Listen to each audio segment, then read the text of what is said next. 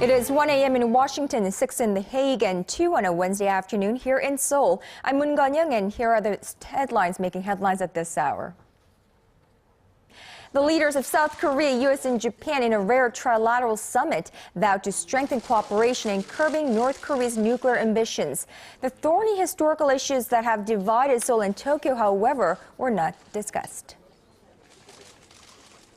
As this nation mourns the loss of 46 South Korean soldiers on this 4th anniversary of North Korea's torpedo attack on the warship Cheonan, Pyongyang test fires medium-range ballistic missiles. Seoul and Washington call it violation of UN resolutions. And a new opposition coalition in Korean politics. The nation's main opposition party and supporters of maverick politician An Cheol-soo merge to form a new party ahead of the June 4th local elections. We'll have those stories and more, but first, let us begin in The Hague. For the first time in 6 years, the leaders of South Korea, the U.S. and Japan met to strengthen policy coordination, especially on North Korea, on the sidelines of the Nuclear Security Summit in The Hague. Now, it was also the first time President Park sat down for talks with Japanese Prime Minister Shinzo Abe. ARIRANG News' Cheonan is traveling with the president, and she filed us this report. The leaders of South Korea, the U.S. and Japan pledged to strengthen their cooperation in curbing North Korea's nuclear ambitions. 영내 평화와 안정에 가장 위협이 되고 있는 이 북핵 문제는 한미일 3국을 포함한 국제사회의 단합된 대응이 매우 중요하다고 생각합니다. Reaffirming that they will not engage in talks with the North unless it shows sincerity about giving up nuclear arms, the three leaders agreed that their chief envoys to the six-nation talks aimed at denuclearizing the North will meet in the near future. President Obama stressed that trilateral cooperation has become ever more crucial in deterring North Korea's nuclear and missile development. And our trilateral cooperation has sent a strong signal to Pyongyang that its provocations and threats will be met with a unified response, and that a nuclear North Korea is unacceptable. The Washington-led summit has garnered much attention, especially since it was the first between President Park and their Japanese counterpart amid strained ties between the two key Asian allies of the U.S. over historical and territorial issues. Japanese Prime Minister Shinzo Abe, who has repeatedly expressed his wishes to meet President Park despite tensions over his government's denial of some past wrongdoings, seemed to have prepared a lot for Tuesday's meeting. 박근혜 대통령님을 만나서 반갑습니다. As expected, the most contentious issues, such as Japan's denials of its colonial-era atrocities and its claims to Korea-controlled Dokdo Island, were not brought up Tuesday. President Park is now in Berlin for the first leg of her state visit. Here, she will hold summit talks with German Chancellor Angela Merkel and President Joachim Gauck to discuss strengthening bilateral ties and to seek German support for a reunification policy. Cheonan, ARIRANG News, Berlin. Now, as just mentioned, the trilateral summit with President Park was a first official opportunity to sit down face-to-face with Japanese Prime Minister Shinzo Abe. However, experts say the meeting will do little to mend the two countries' frosty relations. Our foreign affairs correspondent Hwang Sang-hee reports. Will Korea-Japan relations take a turn for the better following Tuesday's meeting between President Park Geun-hye and Prime Minister Shinzo Abe? Their trilateral summit with U.S. President Barack Obama on the sidelines of the Nuclear Security Summit in The Hague was the first official meeting between the two leaders. President Park had refused to meet with Abe until he pledged to uphold Japan's 1993 apology issued to the victims of its wartime sexual enslavement. But most experts say the trilateral meeting will do little to mend strained Korea-Japan relations. This, as many believe that Tokyo's recent change in attitude lacks sincerity and has more to do with pressure out of Washington to improve its bilateral ties with Seoul. Japan tends to behave depending on the circumstances and reveal its real stance again when the situation improves. It's a vicious cycle for Korea-Japan relations that rotates from a temporary mending of relations to a worsening of ties. Japan's sincerity was put into question following a comment made by one of Abe's close aides last weekend. Just days after the Japanese leader promised to honor the 1993 apology, his special advisor, Koichi Hagiuda, raised the possibility of issuing a new statement over the so-called comfort women issue. He said Tokyo should consider issuing a new political statement if fresh findings emerge while the government verifies how the apology was prepared. Experts say such contradictory actions will only push the two neighbors further apart.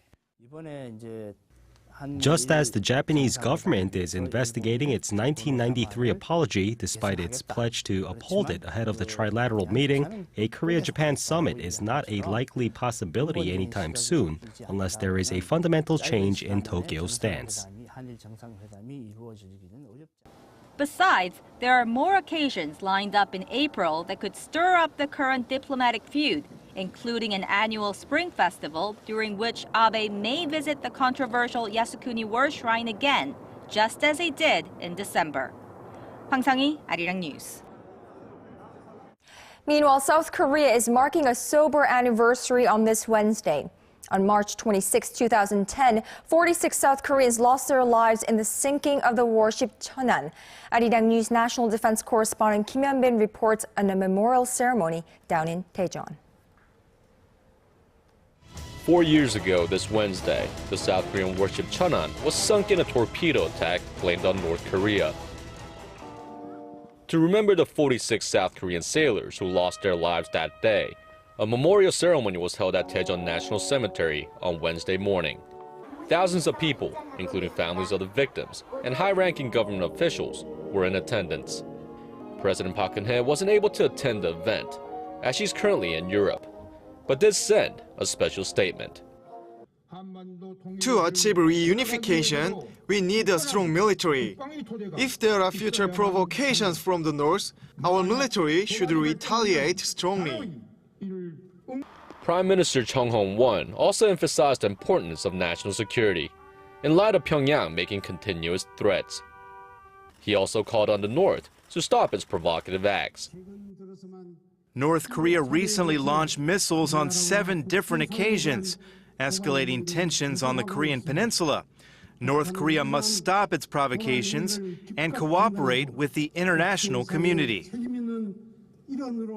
The memorial ceremony is not just a time to remember those brave souls who so tragically lost their lives.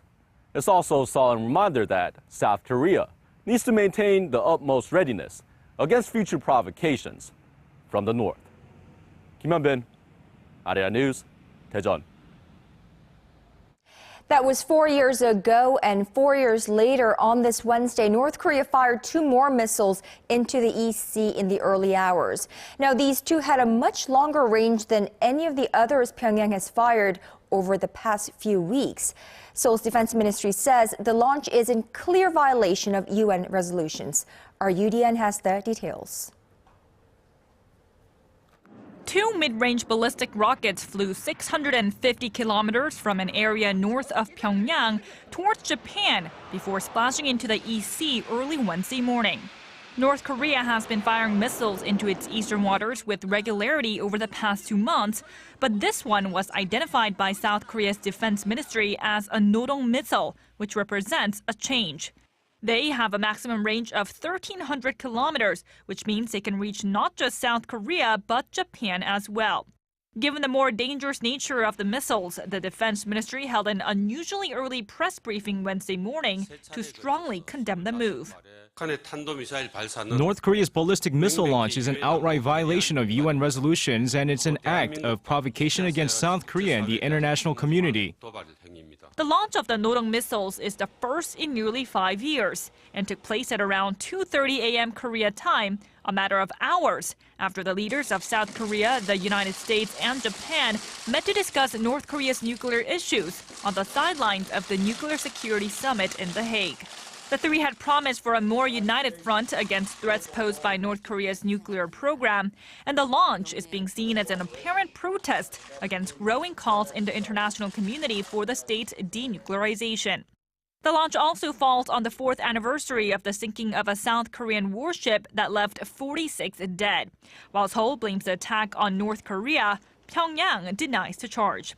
The North has launched a series of shorter-range rocket launches over the past 2 months, which were seen as an act of defiance against the annual joint military drills between South Korea and the United States.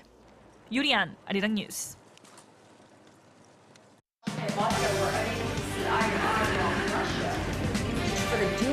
All of the day's important events close to home and around the world. Join Moon Gon-yong live from Seoul. Mobile shopping market for the dual use of the Korean name East Sea and Japanese name Sea of Japan in school textbooks in the state of Virginia. Now, in the political realm in this country, a new political party is born.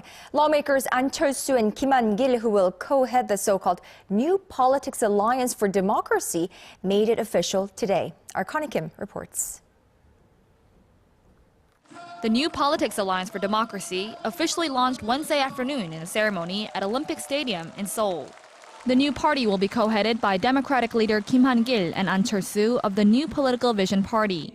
Kim and An will jointly lead the party for 1 year until it elects a party chairman and leadership next year. The alliance adopted its platforms at the ceremony based on 4 main pillars: forming a just society, achieving social integration, creating a prosperous economy, and maintaining peace in the country. In an apparent move to garner more support ahead of the upcoming June elections, the platforms show neutral policy orientations that aim to appeal more to the country's middle-class voters. The alliance means the new United Opposition Party will have 130 seats at the National Assembly. The ruling Saenuri Party currently has 156 seats in the parliament. Saenuri representatives are criticizing the launch of the new party, saying it's merely a move to pursue short-term political gains, not to serve the livelihoods of the people. Political insiders say more challenges lie ahead for the new party, such as resolving conflicts between the leader of the Democratic Party and the New Political Vision Party. Kim Hyun-bin and An Chol-soo announced their plans to form the new party earlier this month, with an ultimate goal of achieving a transfer of power in the presidential elections in 2017. Connie Kim, ARIRANG News. Now, moving on to the economic front, the Korean economy grew 3% last year, accelerating from an earlier estimate of 2.8%.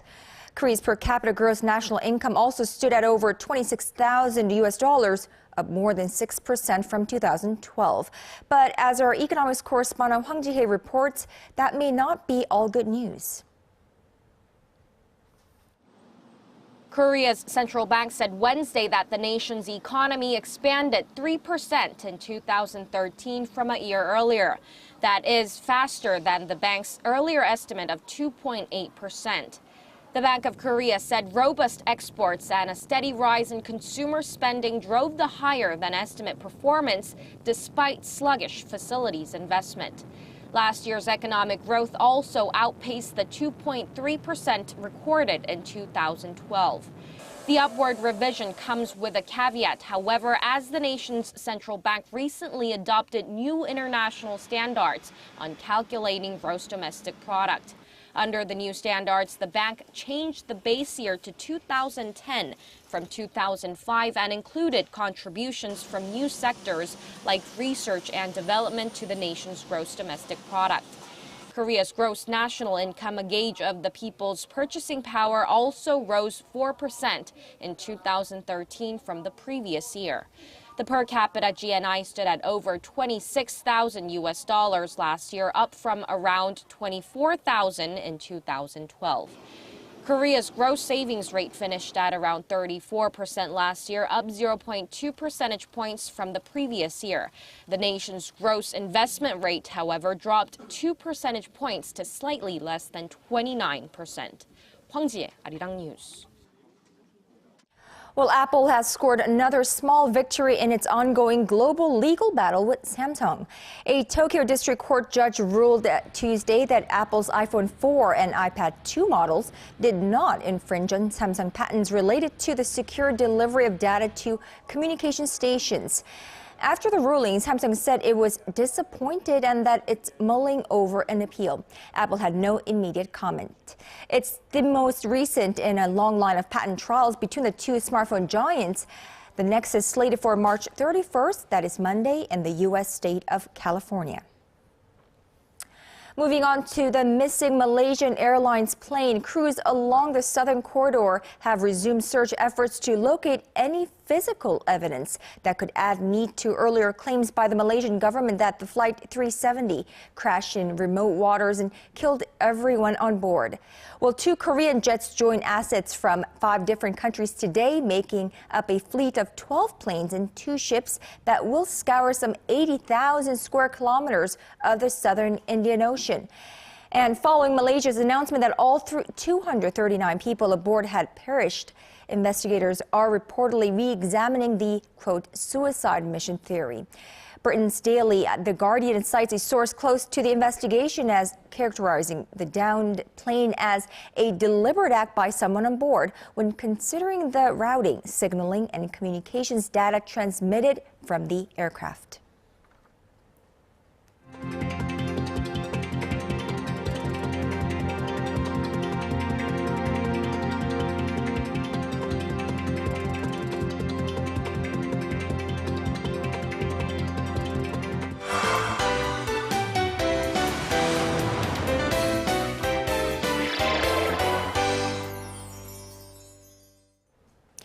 Now, for your dose of arts and culture, the first female chief conductor of a Korean public orchestra will lead her very first regular performance this week.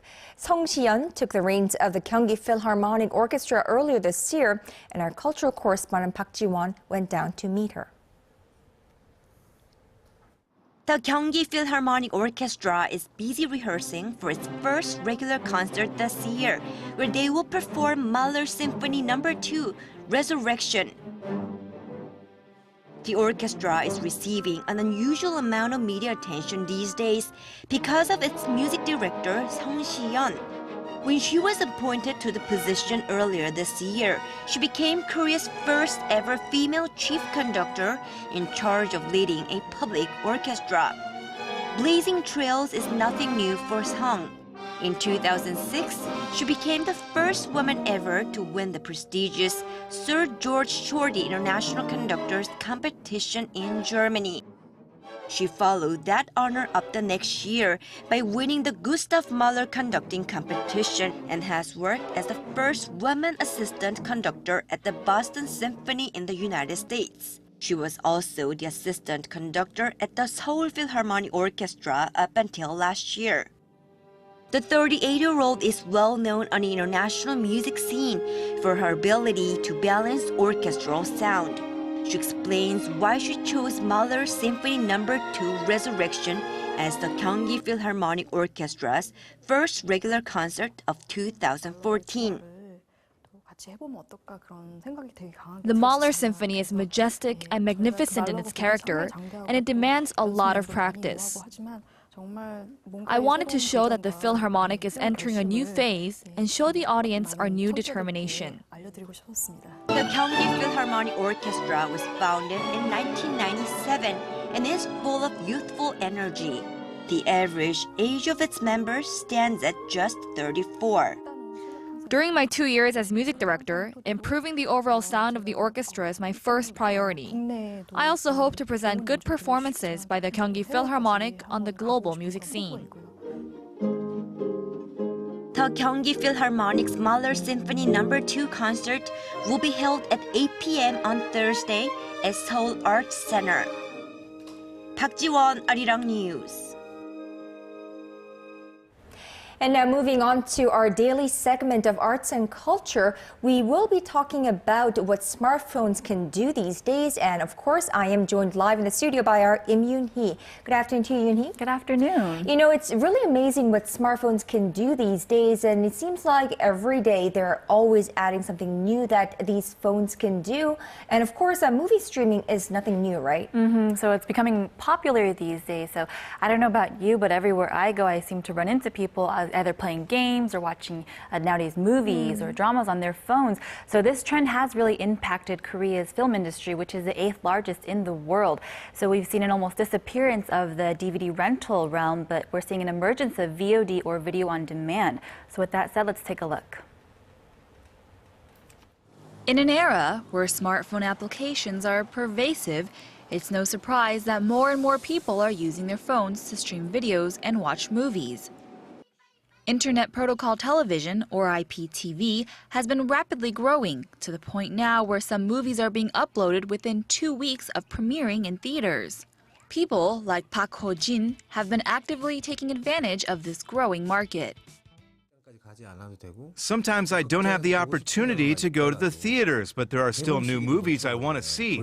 With options like IPTV, I can watch them right away. And he is just one of many fans of IPTV. I like to watch things while I'm commuting. It may seem like useless time, but I can conveniently watch movies on my phone during that time. More and more people are turning away from cable TV and toward IPTV and video on demand on their TVs and smart gadgets. Thus, more and more movies are being added and uploaded. It's a growing market that has expanded 20% since last year and has grown 5 times as large over the last 4 years. Korea's movie market is worth about 2 trillion won, or nearly $1.9 billion US, and about 10% comes from paid VOD services. Within the next 3 years, that's expected to jump to 30%. With the IPTV market, the growth in users has been significant. Many people are moving towards VOD and are now paying to download content so they can watch things at their convenience. Last year's film Steel Cold Winter brought in around $10 million US in box office sales. But sales shot up to $19 million US when paid streaming was taken into account.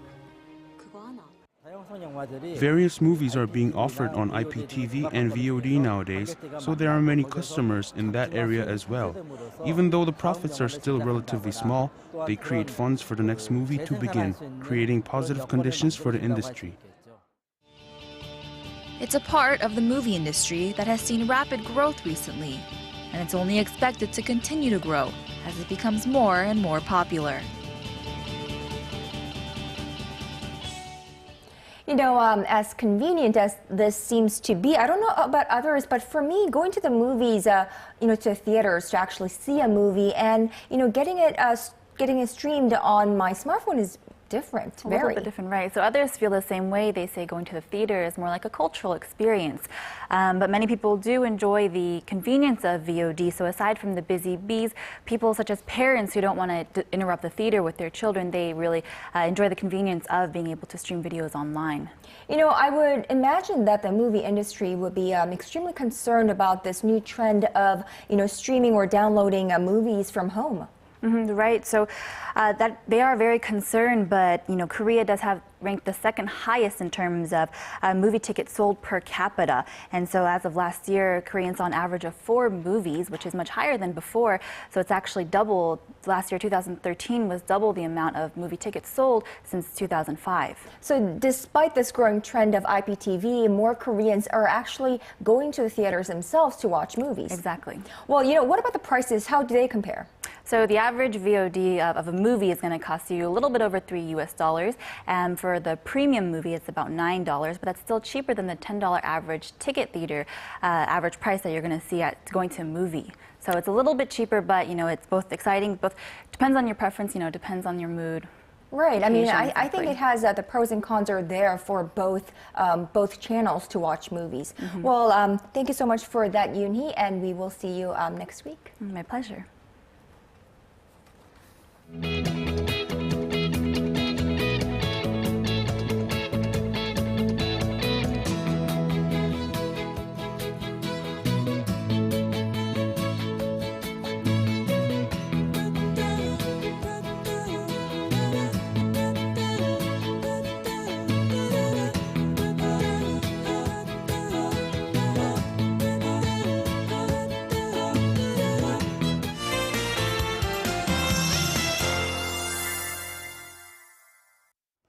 Good afternoon. The rain from last night has stopped in most regions and unusually high temperatures have moved in. Now today temperatures have reached up to 22 degrees in some places, and for the rest of the week we can expect clear skies before nationwide rain arrives this weekend. Now for more details, let's shift over to our satellite map.